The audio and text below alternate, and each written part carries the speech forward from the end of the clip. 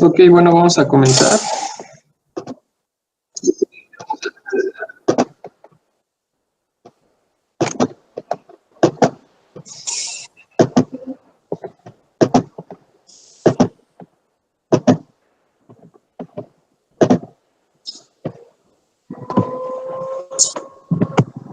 Compañeros, ¿pueden ver la presentación? Sí, compañero. Ok. Bueno, gracias. Ok, buenos días, compañeros. Buenos días, doctor. Vamos a comenzar el día de hoy con fracturas diafisarias de tibia. Recordando un poco de anatomía, y voluminoso situado en la parte medial de la pierna. Este se articula superiormente con el fémur e inferiormente con el astrágalo. Es de forma prismática triangular y se describe en él tres caras y tres bordes.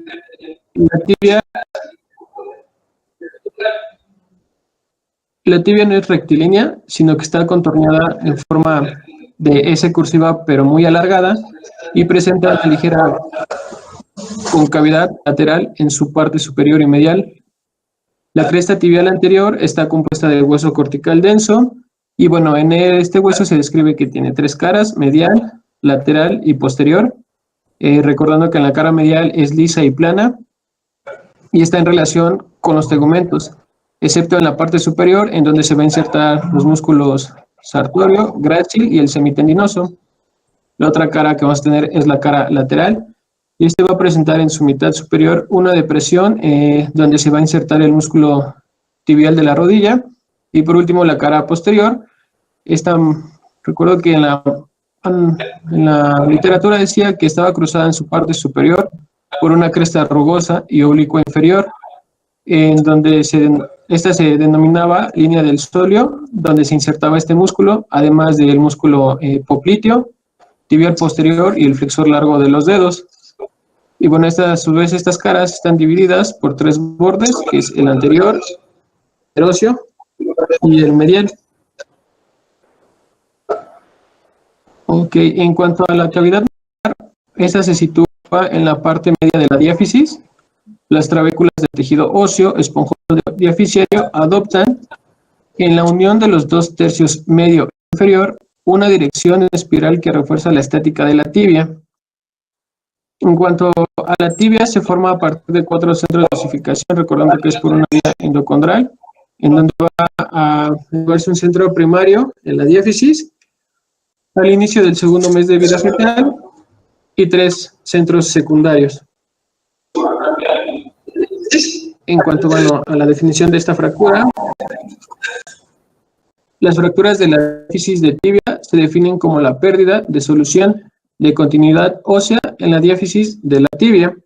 Debido a la posición y altura que ocupa la tibia dentro del esqueleto óseo, va a tener una mayor posibilidad de recibir un traumatismo directo a nivel de la diáfisis, que representa el 2% de todas las fracturas. Esto porque se debe a que al gran brazo de palanque que se va a producir durante la cinética del accidente, que presenta todo el cuerpo cuando este se va a encontrar en un movimiento y se va a someter a una desaceleración brusca, a un esfuerzo de torsión, flexión o cizallamiento que repercute predominantemente en la tibia. Por otra parte, el aporte vascular tan precario y la delgada cobertura de partes blandas que posee la tibia hacen más difícil y complicado el manejo de la fractura. Aquí en la tibia, en la pierna vamos a tener 4 compartimentos que van a estar en esta pierna, que más adelante vamos a hablar de esto. Solo aquí puse la imagen para que recordáramos un poco de los compartimentos. En cuanto a la epidemiología, la mayoría de las fracturas de la tibia se deben a traumatismos con mecanismos de baja energía. Estas fracturas suponen el 4% del total de todas las fracturas, y en los pacientes más jóvenes, las lesiones a alta energía, como los accidentes de tráfico, son la causa más frecuente. Aquí también mencionaba a deportistas, como ya son futbolistas, gimnastas, entre otros, que están expuestos a este tipo de fracturas. ¿Sí me escuchan, compañeros? Sí, compañero. Sí. Sí, compañero. Ok, bueno, gracias.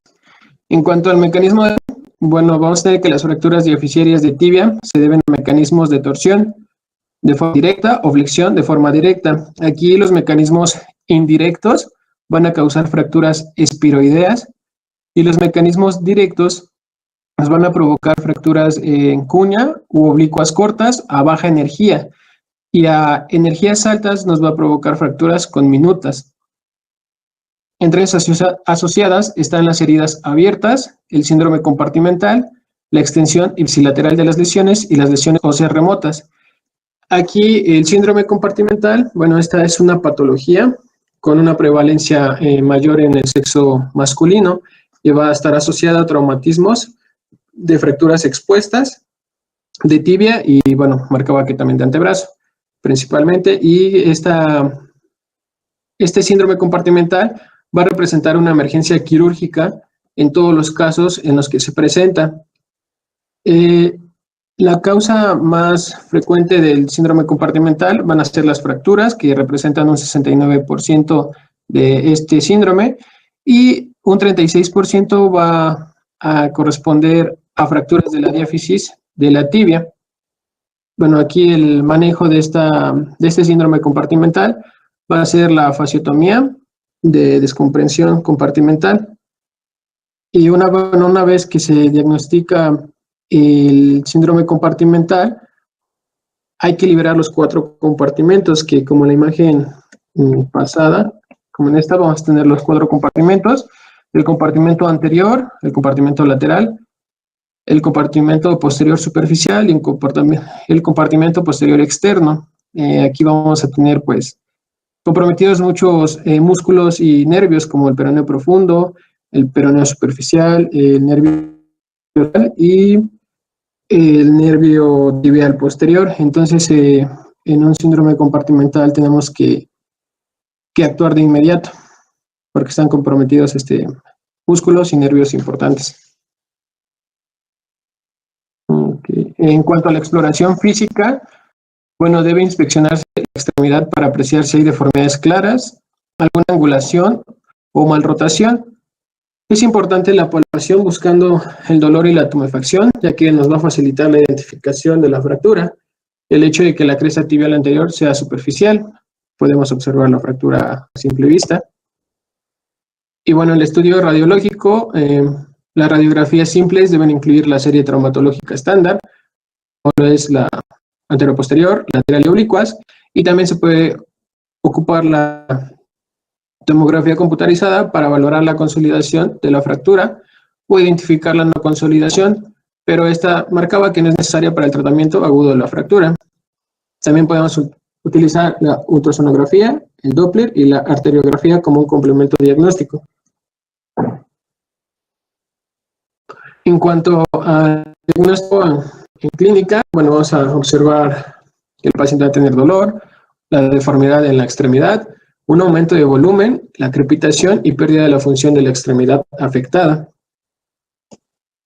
Bueno, en el diagnóstico vamos a determinar si se trata de fractura expuesta y si se trató de un accidente de alta energía para evaluar la gravedad de la lesión, el recubrimiento de los tejidos y el estado neurovascular, como da inflamación, flictenas, dermabrasones o contusiones, en lesiones igual capsuloligamentarias, ipsilaterales de rodilla y tobillo. Aquí las lesiones capsuloligamentarias de la rodilla va a ser el desgarro parcial o total de los ligamentos y la cápsula de la rodilla, provocado obviamente por el traumatismo que fuerza a la articulación a límites más allá de lo normal. Y bueno, va a ser el resultado de inestabilidades postraumáticas. En cuanto a las clasificaciones, las fracturas se clasifican según su tipo, su localización y el grado de fragmentación. Hay la clasificación de la AO y otras 2 clasificaciones que me resultaron importantes, siento yo, y que son la clasificación de Oester y Teschner, que se utiliza para las fracturas cerradas, y la clasificación de Gustilo-Anderson, que se aplica a las fracturas abiertas.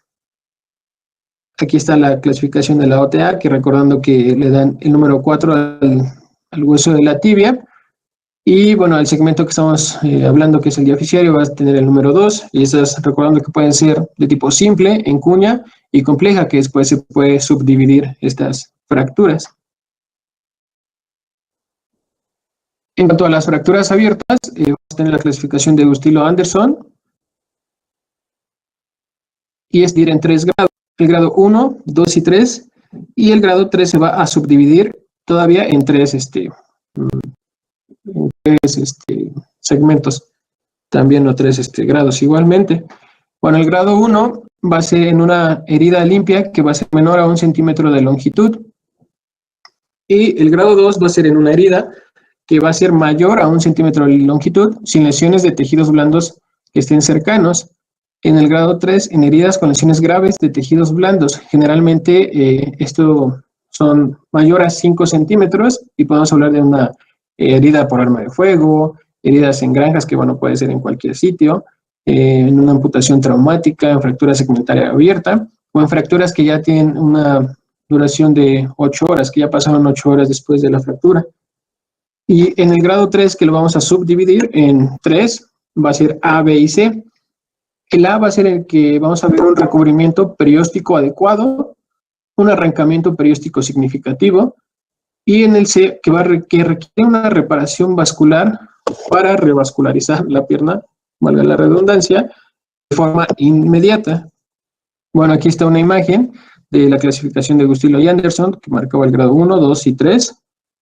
Vamos a observar que una es menor a 1 centímetro, la otra es mayor a 1 y la mayor a 5 en las fracturas que son expuestas abiertas.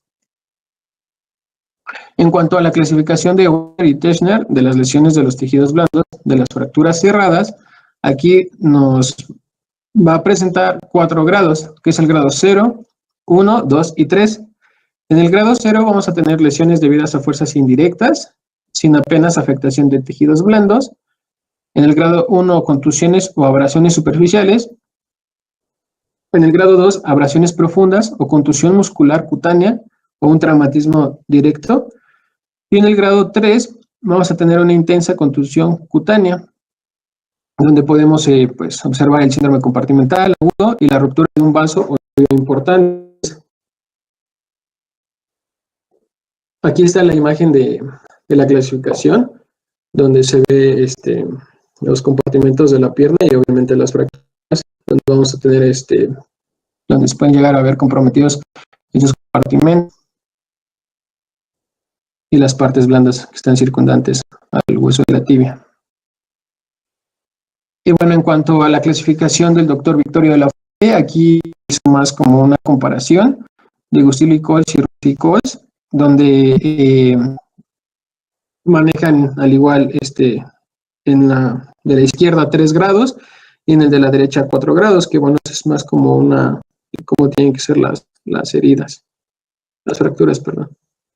Y bueno, en cuanto al tratamiento no quirúrgico, va a estar indicado a baja energía, que sean estables, y está indicado el lengüetado hasta el muslo, que ahorita más adelante vamos a ver, el desarmiento. Y bueno, en este tratamiento no quirúrgico, tras el tratamiento cerrado, el acortamiento medio es de 4 milímetros y la angulación media de menos de 6 grados.